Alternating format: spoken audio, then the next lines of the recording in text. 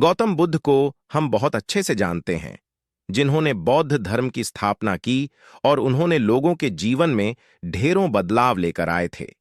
यह कहानी भी उनके बचपन की है, जब वे छोटे थे और उन्हें गौतम बुद्ध के नाम से नहीं बल्कि सिद्धार्थ के नाम से जाना जाता था। उनके एक चचेरे भाई भी थे जिनका नाम देवदत्त था। चलिए जानते हैं इस कहानी के बारे में। राजा सिद्धार्थ के महल के पास एक उद्यान था, जहां पर राजा सिद्धार्थ बैठकर प्रकृति का आनंद लिया करते थे। एक दिन जब वे अपने बगीचे में बैठे हुए थे कि तभी एक घायल हंस उनके पैर के पास आकर गिरा। उसके शरीर में एक तीर लगा हुआ था। उसे देखने से प्रतीत हो रहा था कि किसी शिकारी उसका शिकार किया है। हंस को तकलीफ में देखकर और उसे यूं ही फड़फड़ाता देखकर राजा सिद्धार्थ का दिल पिघल गया और उन्होंने उस हंस की सहायता करनी चाहिए। उन्होंने सबसे पहले उस हंस के शरीर से वह तीर निकाला और घायल जगह पर मलहम लगाकर उसकी पट्टी की। ये सब कर लेने के बाद देवदत्त कुछ खोजता हुआ सिद्धार्थ के पास आया। देवदत्त जैसे ही सिद्धार्थ के पास पहुंचा, उसने कहा, अच्छा, तो यह तुम्हारे पास है, लाओ इसे मुझे दे दो। इसका शिकार मैंने किया है। इसका शिकार करने में मुझे बहुत मेहनत करनी पड़ी थी। इस पर मेरा अधिकार है। देवदत्त की यह बात सुनकर सिद्धार्थ ने उससे कहा, नहीं, यह हंस घायल था और मेरे पास आया। मैंने इसकी मदद की और उसकी जान बचाई, इसीलिए इस पर अधिकार मेरा है। दोनों भाइयों के बीच उस हंस के अधिकार को लेकर बहस होने लगी। अब वे जानना चाहते थे कि उस हंस पर किसका अधिकार ज्यादा है।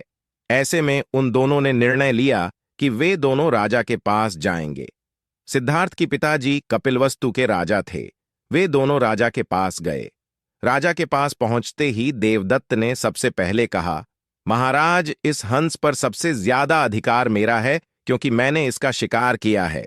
इस वजह से आप सिद्धार्थ से कहिए कि वह यह हंस मुझे दे दे।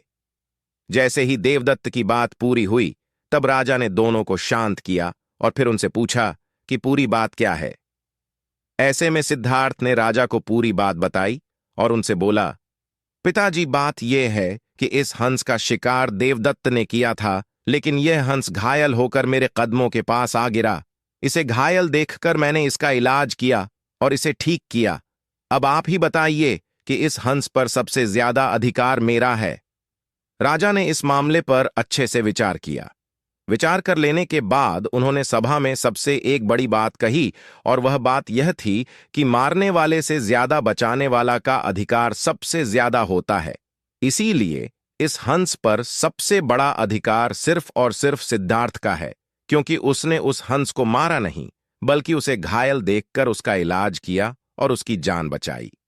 राजा के ऐसा कह लेने के बाद देवदत्त को बात अच्छे से समझ आ गई। वह भी जान चुका था कि मारने वाले से ज्यादा बचाने वाले का अधिकार सबसे ज्यादा होता है। इस कहानी से हमें समझ में आता है कि मारने वाले से ज्यादा बचाने वाला बड़ा होता है और उसका अधिकार भी मारने वाले से ज्यादा होता है। इसीलिए हमें भी दूसरों की मदद करनी चाहिए और परेशान लोगों की सहायता करनी चाहिए।